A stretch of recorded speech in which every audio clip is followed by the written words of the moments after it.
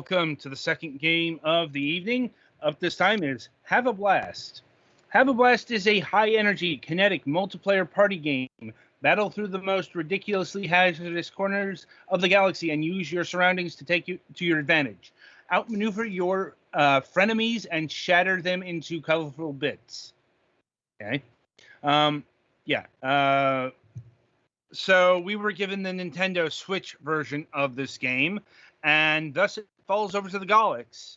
Though I suppose we do have to preface this with the fact that, the multiplayer didn't get tested. Unfortunately, my friend that I try to play multiplayer with was not available this week at all, so I did play with the AI and what it has for a single-player mode, but I feel like that's definitely not the strongest aspect of the game. So first off, this is basically set up like asteroids, sort of. You are a spaceship, you are shooting at stuff. There are 3 different control modes. One called Thumb Only, it took me a while to figure this out, lets you fly your ship around with just your stick. This can be useful for some things, but honestly, I don't think it's optimal. The other 2 are Normal and Arcade. Normal lets you point your stick towards a direction on the screen to aim your ship in that direction, and then use the trigger to accelerate. And you can you can't turn in a direction. Like, you can't accelerate in a direction other than when you're facing, but you can accelerate in one direction and then turn around and fire behind you while you're coasting, and actually your basic shot has some recoil, so you can actually push yourself a bit that way. And then there is Arcade, which basically has instead of being oriented to the screen, the stick is oriented to your ship regarding turning left and right, i.e. counterclockwise and clockwise. There are 5 or 6 different ships that the main difference between them is what their special weapon is. There's one that has the one they give you for the tutorial is called missiles or rockets or something. It has homing missiles that focus in a cone, and this is in addition to your normal straight ahead shot. There's one called Explosion that damages around it, but it's not instant. It has to go out. There's one called Punch that just accelerates straight ahead and bodily attacks things. There's a Sniper, and there's one that summons kind of like a Gradius option that will also sort of fire automatically.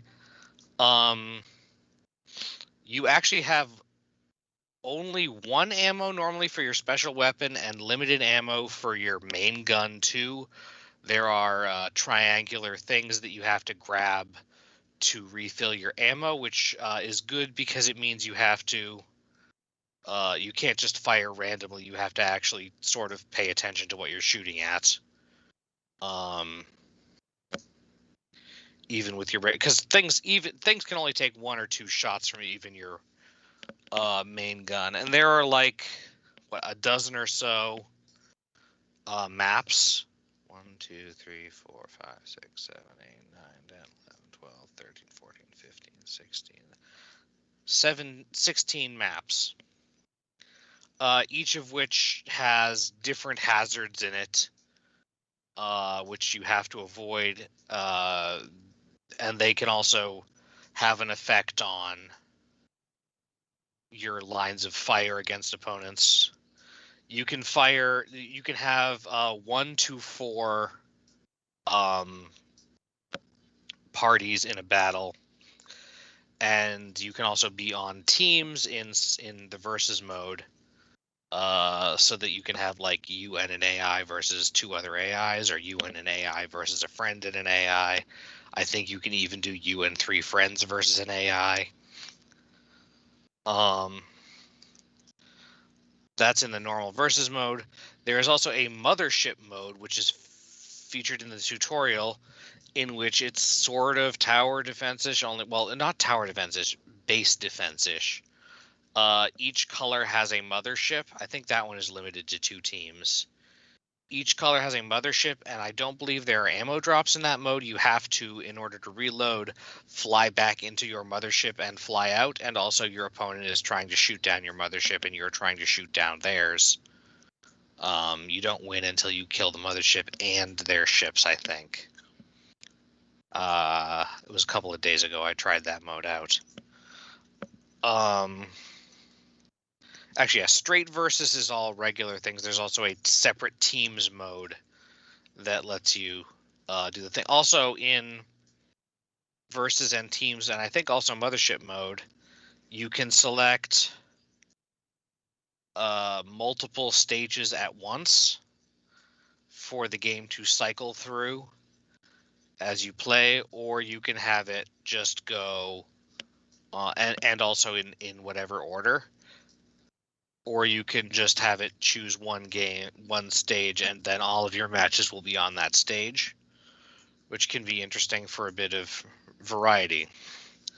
The mode that I played the most, which is basically the single player mode, is called Challenges, and it's pretty much exactly like the single player versus the CPU. I think there are 16 stages of it because there's like one per each different level. But the challenge is that you have to use a specific ship, and the opponent also has a specific ship, and you have to, I think, get to 5 wins before they do, and you're ranked out of 5 stars based on like how long it takes and how many times you die before you succeed. Honestly, it's not that bad, but I still think the game would. I'm like, it is pretty fun. I think, but the game would be. It took a little bit of getting used to the controls, but once I did, it was pretty fun. But you still have to, or I still think it's more fun playing with other players. Also, in the challenges, sometimes there's more than one opponent, and sometimes they're on the same team, or sometimes they're on different teams, and we'll just like kill each other, which can be convenient. The music is pretty pumpin' techno-y, which sort of fits the visuals. Not bad at all, but not like super memorable. The graphics are, I don't know, I feel like the shading is kind of simple, and the ship designs are not the easiest. I mean, you can tell them apart, but like they're still kind of low poly. You can't like super tell what all the different parts of them are supposed to be, but as they are primarily abstract shooty things, that's not like a severe impediment. That's not an impediment to gameplay or anything. I don't know. I feel like if I'd been able to play this with some friends, I would probably have a stronger opinion on it, but overall, especially if you enjoy like this shooting type. I mean, I wouldn't do it if you don't have anyone to play with, because there are not that many challenges. And even though the AI has 3 difficulty settings and an adaptive setting, I feel like you can only get so much out of playing against the computer. It's more fun to play against living players, and I think it's local co-op only. If there is an online co-op, I did not find any way to do that, so I strongly doubt it. What's the damage price wise, Adam? Ooh, let me see here. Hang on. I hate wrong window. So some of the examples. It's $17.99, and that is across all platforms. That's maybe a little steep, but if you could get it on sale, if you have other people to play with, I think that would probably be decent. Additional note here: a controller is required for the PC Steam version, or it requires, not just strongly recommended. So, Yeah, it's analog controls. So I mean, I guess you could play. Well, I mean, what I'm saying here is the keyboard and mouse straight up isn't supported. Right. So, because there are people who play on the PC who are very adamant about no controllers.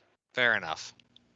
This really does feel like it's kind of optimized for a controller, given the way that it's designed for a stick specifically.